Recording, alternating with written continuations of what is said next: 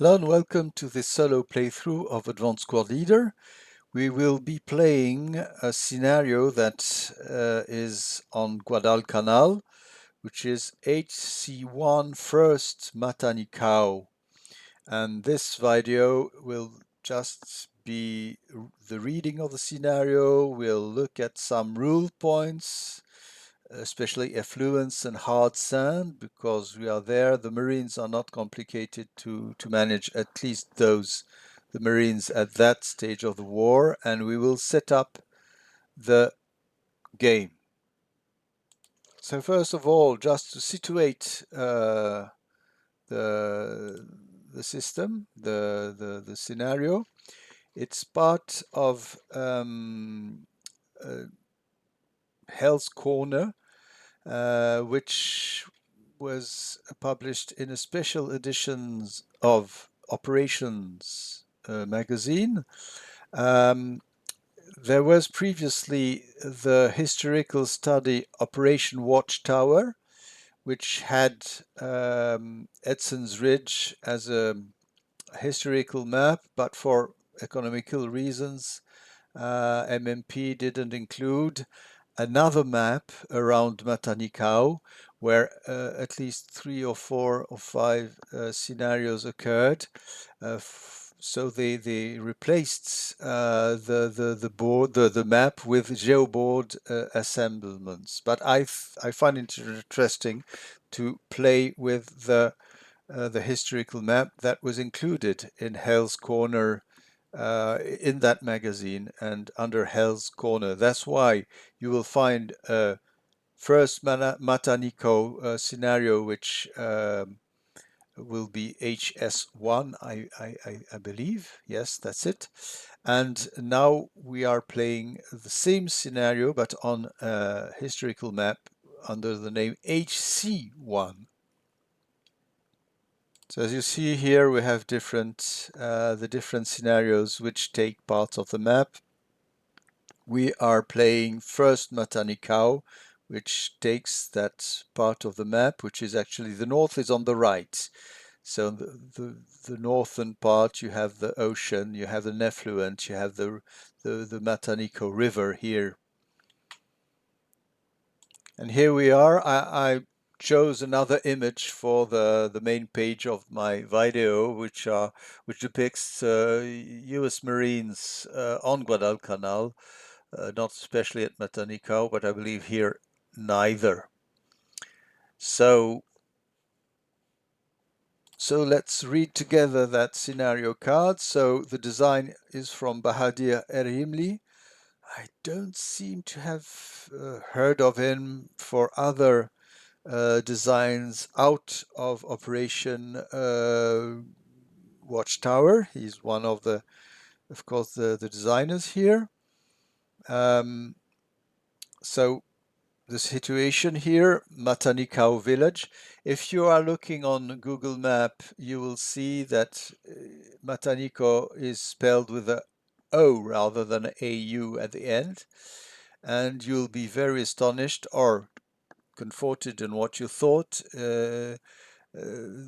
by the fact that nowadays, the place is covered with houses and completely built. While here we'll just have, a few huts and nothing else except the jungle. But yes, population has increased, etc. So we're at Matanikau village on Guadalcanal on August 19, 1942. After Lieutenant Colonel Frank Goetzke's small reconnaissance patrol was wiped out near Matanikau on August 12, General Archer van der Grift ordered a strike against the Japanese concentration in the area, giving the overriding need to protect Henderson Field. It was a week before the Marines felt they could spare 3 companies of the 5th Marines for van der Grift's clearing operation. So Henderson Field is the place where you have that airstrip, very vital airstrip on Guadalcanal. Company Bay B, sorry, I'm switching to French. Company B would attack across the sandbar at the river's mouth, fixing the defenders, while Company L, having crossed to the west side of the river, 1,000 yards inland, would attack from the south. Company 1 would be landed well west of Matanikau at Kokumbona village to seal off Japanese escape routes. So with the disposition of the map, that would mean that the company I would be far upper in the upper side of things. Okay, we don't mind the balance. We'll play the game as it is intended. Victory conditions. So the Americans win at game end by amassing 16 VPs. Casualty victory points are awarded normally to both sides, but in addition, 2 VP are awarded to the Americans for each hut they control at game end. CVP amassed by the Japanese are deducted from the American VP total. There we are. So 5 turns and a half, rather quick game, and you'll see that the forces in presence are not massive. So there are elements of Matanika outposts, which are 2 hexes from the hedge or more of the playing area on or south of hex row MM. You'll see it's on the left in the jungle, most of it. The 2 setup areas are overlapping.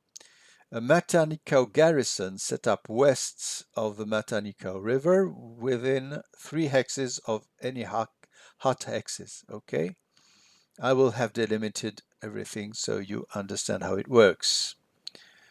The Marines, so you have just 5 squads set up east of Matanikau River, and you'll have Company L.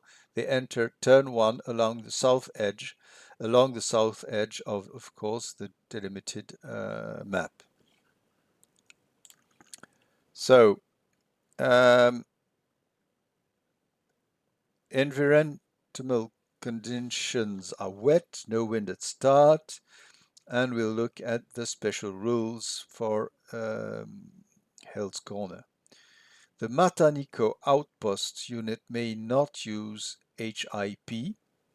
The Matanikau garrison units may use HIP for equal or less of 3 squads equivalents with SMC SW set up with them in lieu of their normal HIP location. That means that the guys in the village, that's it, will be able to hide a little. Okay, the aftermath. After a dawn bombardment, the Marines attack. Company Bay was stopped at the river's mouth and was unable to advance. Company L, under the command of Captain Lyman Spurlock, had successfully crossed the Matanikau the day before, killing 10 Japanese stragglers in the process. Their advance ran into a Japanese outpost, which delayed the attack on the village itself until 14. How do you say? I say 1400 or 1400, let's say 2 p.m. As the Marines drew near the village, Captain Spurlock heard shouts of Banzai and deployed around the clearing. The Marines received the charge, killing most of the attackers.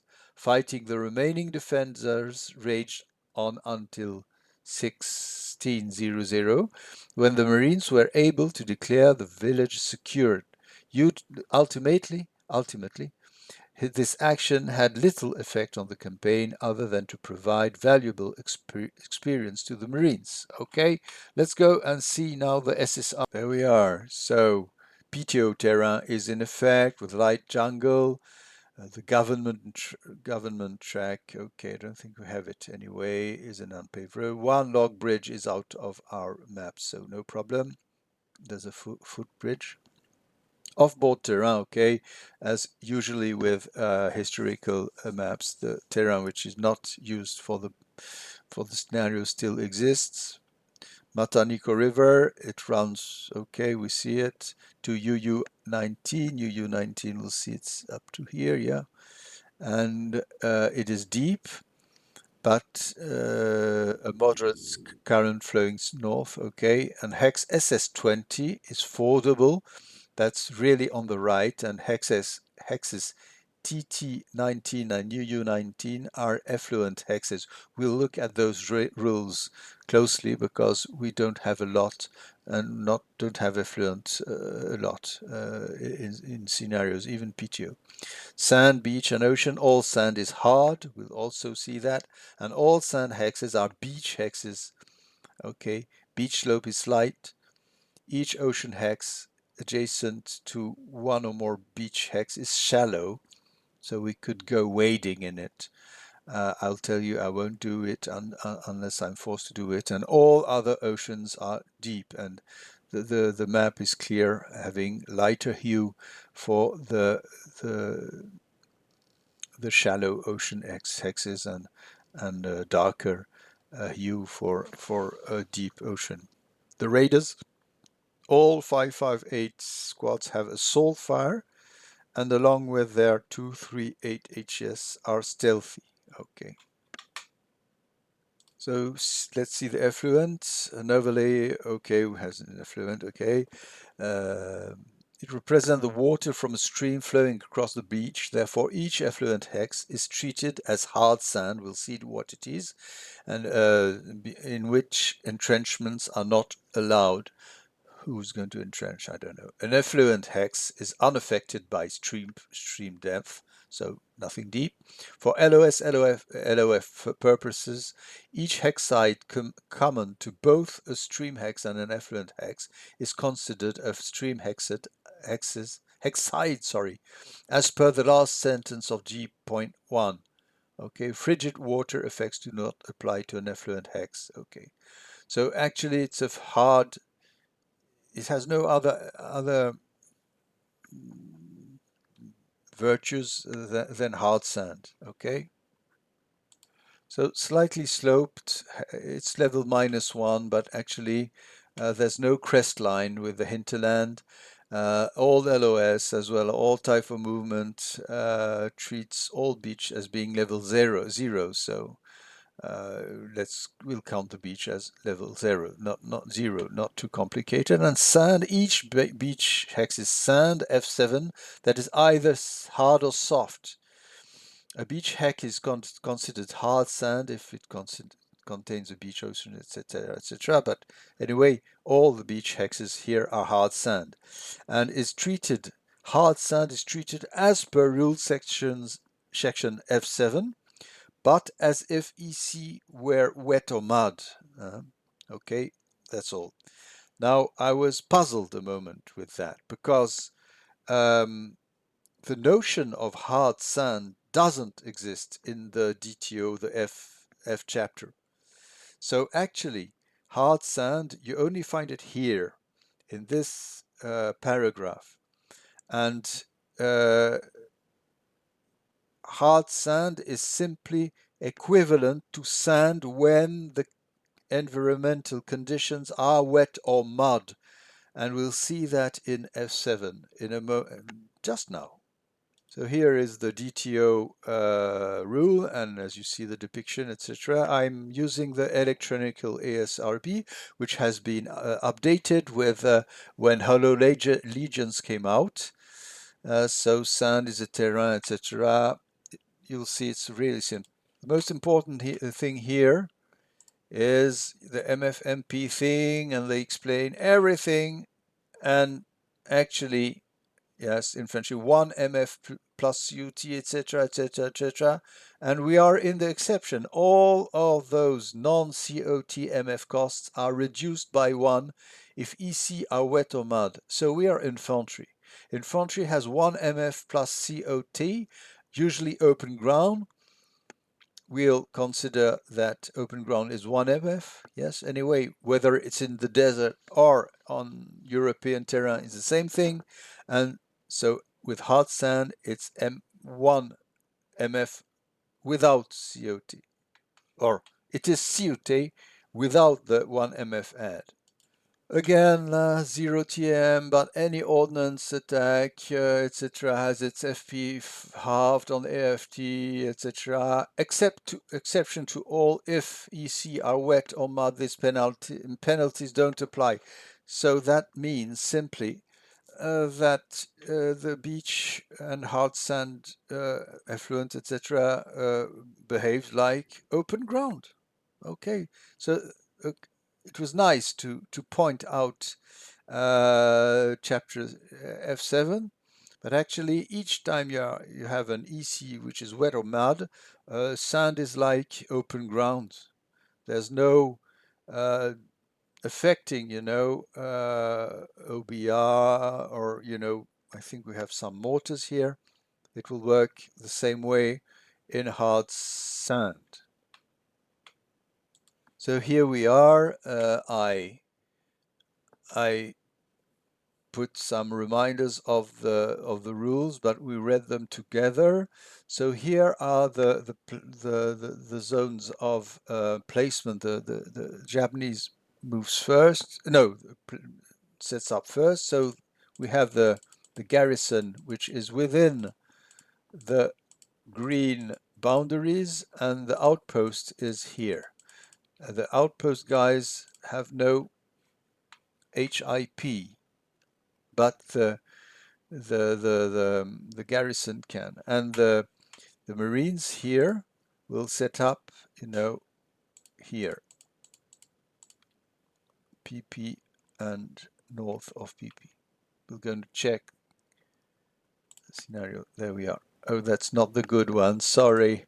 That's another scenario I'm playing with a good friend in some minutes. So here we are going down to Matanikau. Okay. So you see, on north of hex row PP, but east of the Matanikau. And the garrison is the part of the units that can have up to 3 squad equivalents in lieu of the normal HAP location.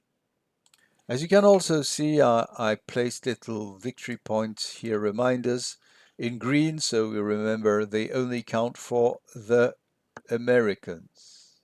Okay, so I think we're done. Okay, everything else is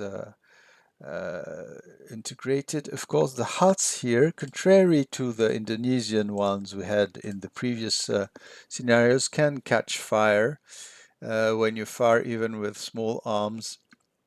If I remember well, if you have a red one, they can catch fire.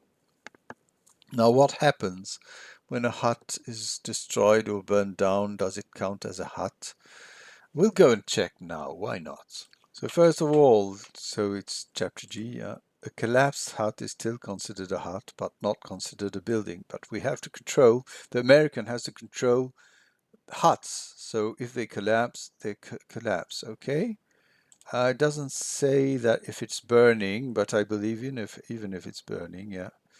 Yeah, okay. We'll look at that when it happens, okay? Now, as for fire, which is just here, you see, a flame can be created in any hut, okay, as well, normally, but as well as via following method. Any small arms, PBF, TPBF, not at a distance, Molotov machine gun, IFE, and HE attack versus any hut location causes a flame in that hut if the original colored DR of the effects DR is a 1. So etc etc. So that's the amusing thing. I hope I won't miss that, really. Okay. See, a collapsed hut is still a hut, so even burning, it's not really a building. So here we are. So we will try to place our units. I'll start with the garrison of the village.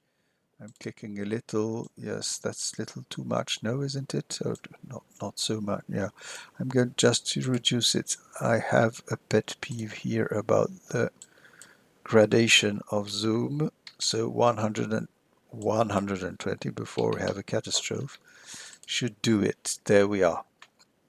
So knowing that Americans are coming, of course, it's, yeah, there are some. Okay. So the road exists, do you realize? So, of course, we're giving the machine gun to those. one squad has the light machine gun, and I'm tempted just to deploy this squad so that the mortar can be separated from the other house squad. So there we are. So the 3 squad of equivalence will certainly be the house squad here, the squad here. That's 1.5, 2, and oh, I didn't. Sorry, I didn't notice. So sorry, I'm going to deploy that one, of course. Yeah, okay. I'm doing my little kitchen, as we say in French. So 2.5 and another one also here. So who's going where? Wow. What could the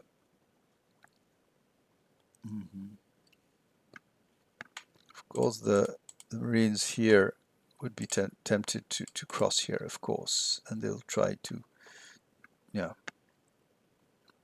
or here. No, they cannot, but they could. Yes, but deep, really deep. I think it's 4 FP. It's not. It's really not very amusing to do. Yes, river and stream. It's a stream. Yeah, it costs 4 when it's deep, so you know. Yeah, it's crazy. Try something. Okay, 4 FP. Accept affordable place. Okay. So, who's going where? Who's going to defend what?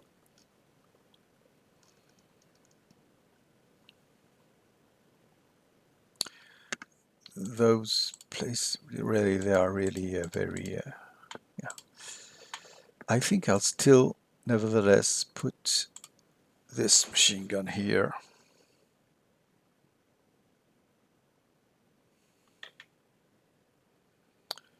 Oh no, I will put the medium machine gun just for the sake of it. And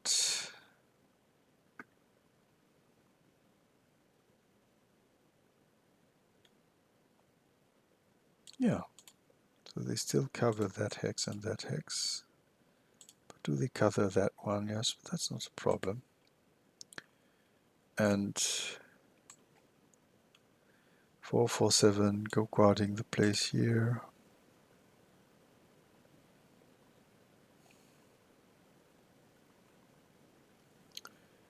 As a little mortar could be quite inefficient, but you never know.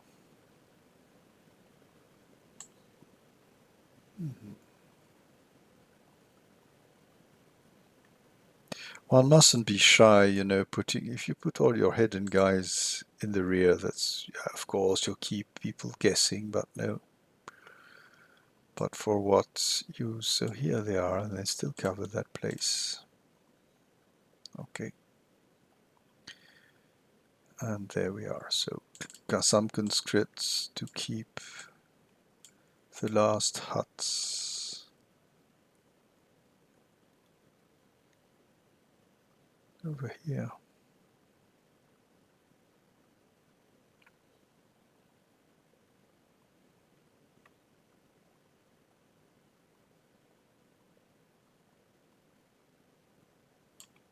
Sure.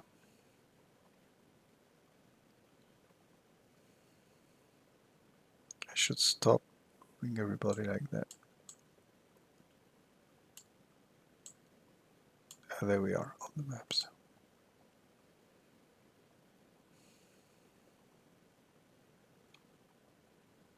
Where are the others?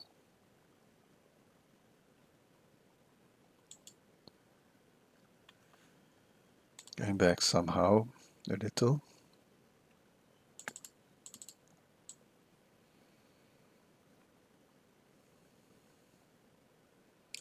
I think I must put people here. Don't like that, but you know. Okay.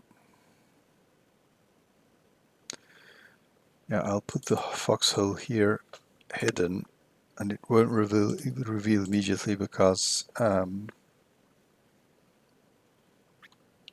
and here too, because it's in jungle, you know, or kunai. So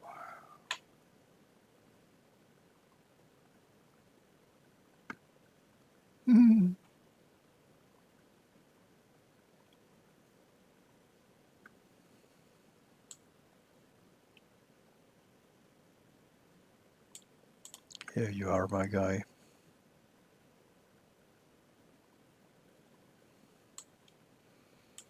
I put it there, already revealed logically, and having some people in the rear still holding the place, that should work. So we do have 1, half, 2, 3. Okay, and here of course we are going to protect the first ones here. The Marines are not overly powerful, so 1, 2. Let's have both guys here. Oh, I know I could separate them. Yeah, I could separate them. There we are. As for the leaders,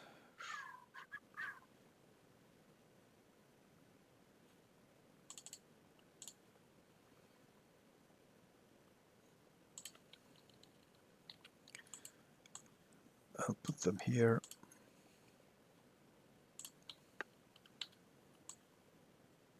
There we are. I'm having here some people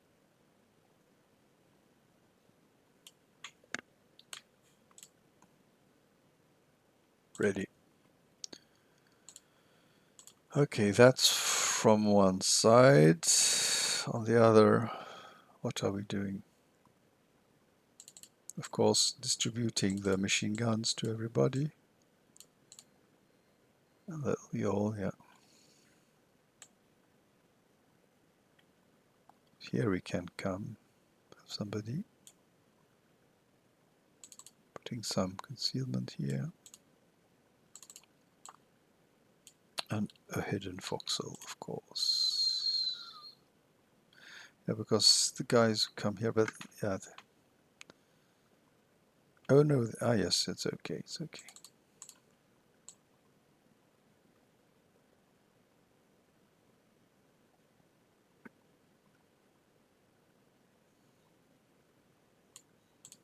If they have to do a long road, that's perfect for me. No problem.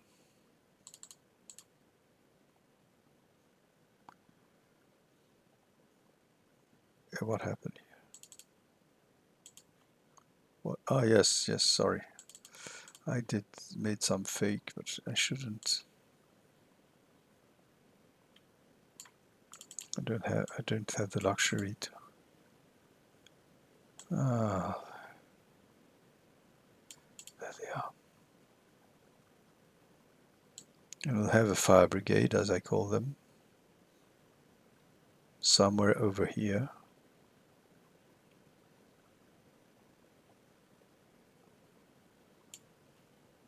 With a leader. Okay.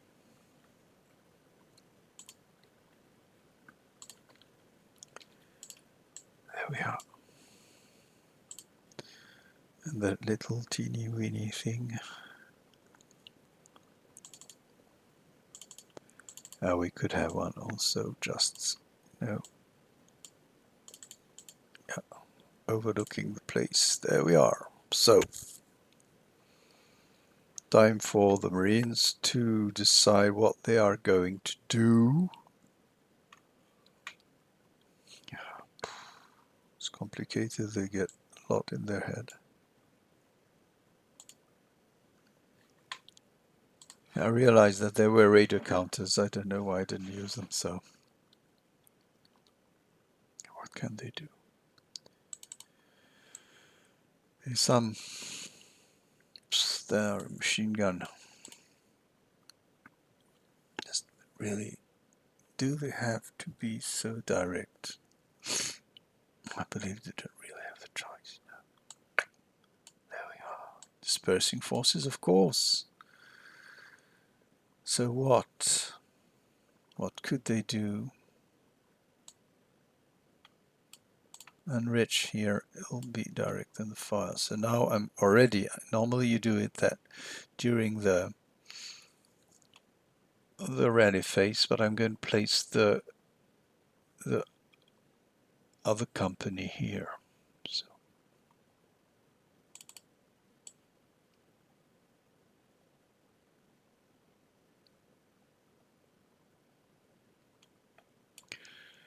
here we will have some people really going deep.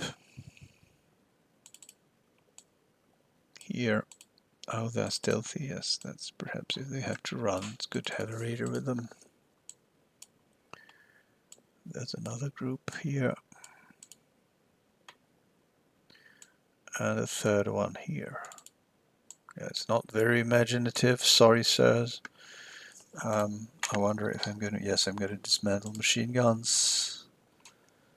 Or will I not? Yeah, I think we're coming to lend a hand or not. Yes, perhaps. We don't know who's there. No, we know there are people here. Yeah, but it can be interesting to cross over here, so.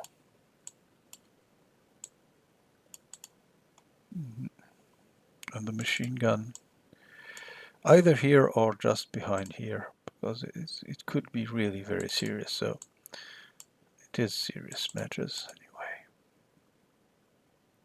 I'd put a radar here.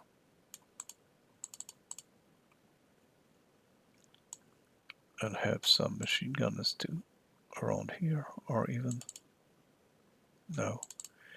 I'm going to give those guys a machine gun, so there they are.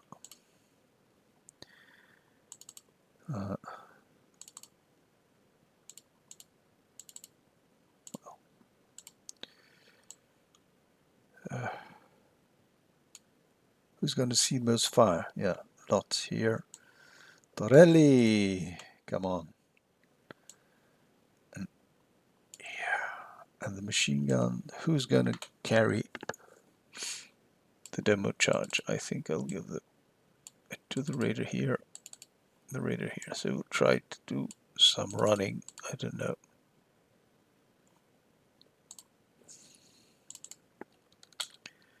So here we are.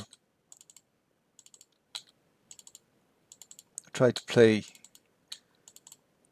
something close to a historical situation, even though I diverted here part of the company L. But yeah, if we can cross here and come here in a pincer with those two being very tough groups, and here some support going through. Of course, there's something like a machine gun we need to destroy. But anyway, it will be fun. Yeah, but that machine gun can fire here, not into the river. That's it. So I didn't place it correctly. No, I couldn't place it better, actually. Yeah, I couldn't. So here we are. Of course, there are, I presume, some of you who are watching have much better ways of grasping the dynamics of a scenario. So forgive me for my personal incompetence for setting up, but you know, the idea here is to have some guys who will cover the advance of the others. I presume they'll opportunity fire. I believe so. They can throw some smoke. I don't know if they can. Oh, I lost that. Forgot that. I don't know. I don't know. No. Well, we shall see. And of course, it's time to place the snipers. The Japanese must place them something like here. Wait, 1, 2, 3, 4. Let's see. yeah.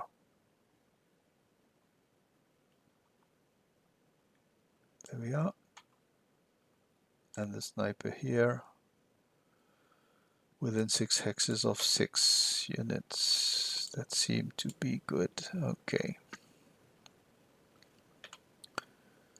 What is the zoom? Perhaps I'll go down a little. There we are. We have enough place. Oh, I missed that one. Okay. So there we are, ladies and gentlemen. So no quarter, of course, everything otherwise is there. So I hope you had a nice time looking at that scenario card and the setup, and I hope we'll have a lot of fun playing that battle within on that very emblematic, let's say, theater of operations, Guadalcanal, Solomon Islands, with stubborn but not very, very strong Japanese. Actually, second class is not every day you have conscripts. But here we are. Let's go. So see you next time for the baptism of fire. Bye bye.